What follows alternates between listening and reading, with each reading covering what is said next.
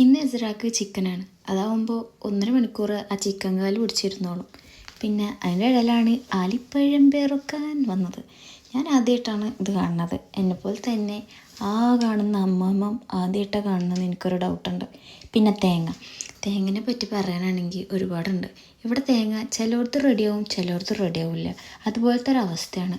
പക്ഷേ ഇപ്രാവശ്യത്തെ തേങ്ങ എനിക്ക് നല്ലത് കിട്ടി. പിന്നെ ഭയങ്കര വിലയാണ്. പിന്നെ നല്ലത് കിട്ടിയ കാരണം ഞാൻ നേരെ മിക്സിയിലിട്ട് അരച്ചെന്നല്ല, അതായത് ചിരകി പറയില്ലേ ആ സാധനം. എന്നിട്ട് ഞാൻ ഫ്രീസറിൽ വെച്ച്.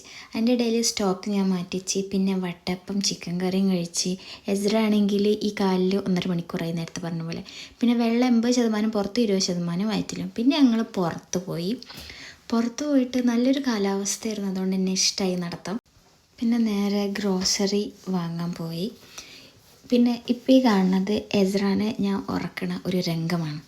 പിന്നെ നേരെ സൺഫ്ലവർ ഓയിൽ വാങ്ങാൻ പോയി. പക്ഷേ സൺഫ്ലവർ ഓയിൽ വാങ്ങുമ്പോൾ ഞാൻ വെറുതെ വെളിച്ചെണ്ണയുടെ ഒരു വില നോക്കിയതാണ്. നാളേക്ക് എടുത്ത് വെച്ച സ്റ്റോക്ക് ഞാൻ ഇന്ന് തന്നെ ഫുൾ തീർത്ത് നൂഡിൽസ് ഉണ്ടാക്കി. പിന്നെ നോക്കുമ്പോൾ 8 മണി. അപ്പോഴാണ് ആലോചിച്ചത്, ഇനി എസ്രാക്ക് രാത്രിക്കത്തെ ഫുഡ് ഉണ്ടാക്കട്ടെ. അപ്പോൾ ഓക്കെ, ബൈ.